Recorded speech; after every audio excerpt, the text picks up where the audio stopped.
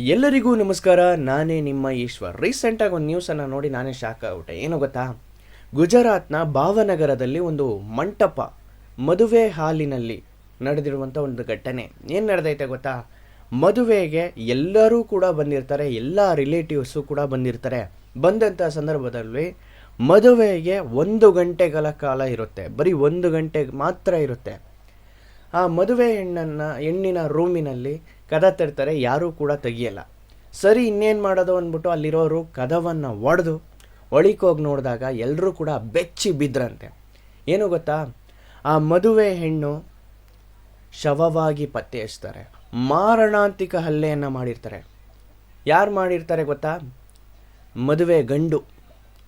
So ಈತ ಸಂಜಯ್ ಬೀರಯ್ಯ ಇವನಿಗೆ ಮದುವೆ ಗಂಡೆ ಯಾಕೆ ಈ ಥರ ಹೆಣ್ಣನ್ನು ಹೊಡೆದು ಸಾಯಿಸಿರ್ತಾನೆ. ಸೊ ಹೊಡೆದು ಸಾಯಿಸಿರ್ತಾನೆ. ಸೊ ಈತ ಸಂಜಯ್ ಅಂತ ಇಟ್ಕೊಳ್ಳೋಣ. ಮತ್ತು ಸೋನಿ ಹಿಮ್ಮತ್ನ ಸೋನಿ ಅಂತ ಇಟ್ಕೊಳ್ಳೋಣ. ಸೊ ಈ ಸಂಜಯ್ ಮತ್ತು ಸೋನಿ ಇಬ್ಬರು ಕೂಡ ಲವ್ ಮಾಡ್ತಿದ್ರಂತೆ. ಒಂದು 4 ವರ್ಷದ ಹಿಂದೆ ಲವ್ ಮಾಡ್ತಾ ಇರ್ತಾರೆ. ಈ ಲವ್ ಮಾಡ್ತಿರುವಂಥ ಸಂದರ್ಭದಲ್ಲಿ ಯಾರೂ ಕೂಡ ಒಪ್ಪಲಿಲ್ವಂತೆ ಈ ಲವ್ಗೆ. ಸೊ ಯಾಕೆ ಅಂತ ಗೊತ್ತಿಲ್ಲ, ಯಾರೂ ಕೂಡ ಒಪ್ಪಲಿಲ್ಲ.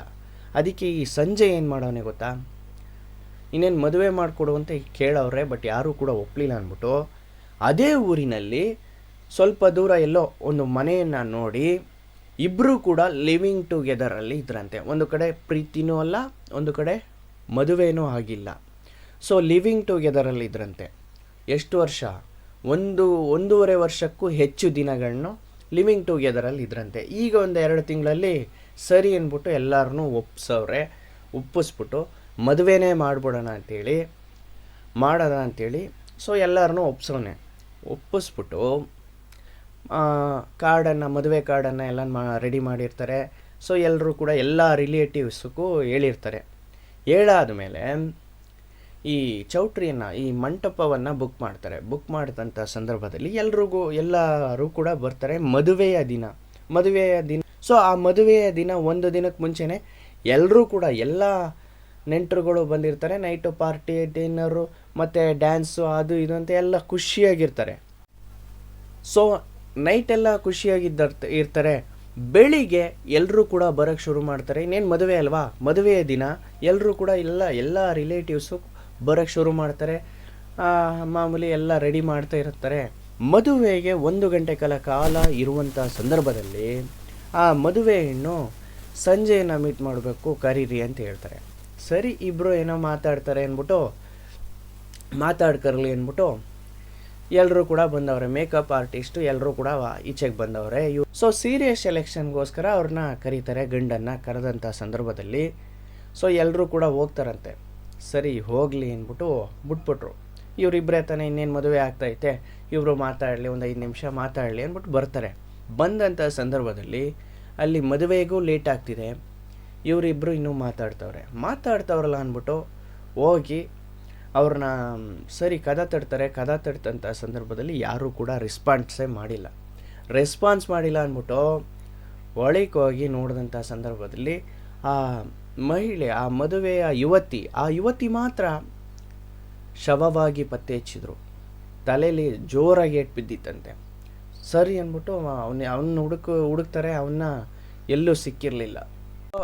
ಅವರೆಲ್ಲ ಹುಡುಕ್ತಾರೆ, ಕಂಪ್ಲೇಂಟನ್ನು ಫೈಲ್ ಮಾಡ್ತಾರೆ. ಪೊಲೀಸವರು ಕೂಡ ಹುಡುಕಿ ಅವನ್ನ ಹಿಡಿದಂಥ ಸಂದರ್ಭದಲ್ಲಿ ತಪ್ಪನ್ನು ಒಪ್ಕೊಂಡಂತೆ.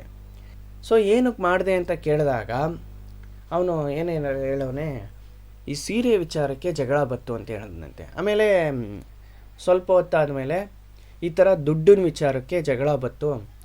ಅದಕ್ಕೆ ನಾನು ಹೇಳಿದೆ, ಬಟ್ ಅವಳು ಕೇಳಲಿಲ್ಲ. ಅದಕ್ಕೆ ಪಕ್ಕದಲ್ಲಿದ್ದಂಥ ಕಬ್ಬಿಣದ ರಾಡನ್ನು ಯೂಸ್ ಮಾಡಿ ಹೊಡೆದವನೆ.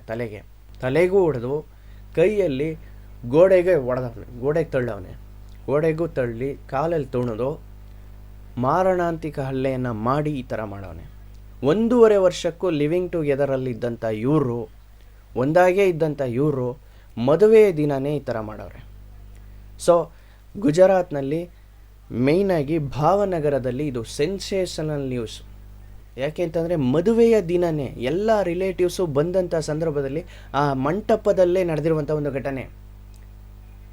ಸೊ ಇಷ್ಟ ಇಲ್ಲ ಅಂತ ಯಾಕೆ ಈ ಥರ ಮಾಡಬೇಕು? ಮೊದಲೇ ಇಷ್ಟ ಇಲ್ಲ ಅಂತಂದರೆ ಮೊದಲೇ ಬಿಟ್ಬಿಡ್ಬೇಕಿತ್ತು. ಬಟ್ ಬಿಟ್ಟಿದ್ರು ಕೂಡ ಹಂಗೆ ಬಿಟ್ಟಿದ್ರು ಕೂಡ ಲಿವಿಂಗ್ ಟುಗೆದರಲ್ಲಿದ್ದರು. 1.5 ವರ್ಷಕ್ಕೂ ಒಂದಾಗೇ ಇದ್ದಂಥವ್ರು. ಸೊ ಈಗ ಒಂದು ಹುಡುಗಿ ಜೀವನೇ ಹೋಯ್ತು. ಇವನ ಲೈಫ್ ಅಷ್ಟೇ, ಏನು ಜೈಲಿಗೆ ಹೋಗೋದು ಬರ್ತಾನೆ. ಬಂದಂಥ ಸಂದರ್ಭದಲ್ಲಿ ಯಾರಾದರೂ ಮಗ ಅಂತ ಸೇರಿಸ್ಕೋತಾರ? ಮೊದಲೇ ಲವ್ ಮಾಡ್ತಿದ್ರು, ನೀನು ನನ್ನ ಮಗನೇ ಇಲ್ಲ ಅಂತೇಳಿ ಬೈದು ಕಳಿಸೋರೆ. ಆಮೇಲೆ ತಿರ್ಗಾ ಸಮಾಧಾನ ಮಾಡಿ ಎಲ್ಲ ಮಾಡೋನೆ. ಇಂಥ ಸಂದರ್ಭದಲ್ಲಿ ಮದುವೆಯ ದಿನವೇ ಈ ಥರ ಮಾಡೋನೆ ಅಂತಂದರೆ ಇವನ್ನ ಯಾರು ನಂಬ್ತಾರಾ? ಸೊ ಇದರ ಬಗ್ಗೆ ನಿಮ್ಮ ಅನಿಸಿಕೆಯನ್ನು ಕಮೆಂಟಲ್ಲಿ ಹೇಳಿ. ಸೊ ಇನ್ನೊಂದು ವೀಡಿಯೋದಲ್ಲಿ ನಿಮ್ಮನ್ನು ಮೀಟ್ ಮಾಡ್ತೀನಿ. ನನ್ನ ಮಾತುಗಳಲ್ಲಿ ಏನಾದರೂ ತಪ್ಪಿದರೆ ಸಾರಿ ಆ್ಯಂಡ್ ಥ್ಯಾಂಕ್ ಯು. ಹಾಗೆ ಇಟ್ಸ್ ಮೀ ಈಶ್ವರ್ ಚಾನಲ್ನ ಸಬ್ಸ್ಕ್ರೈಬ್ ಮಾಡಿ. Thank you.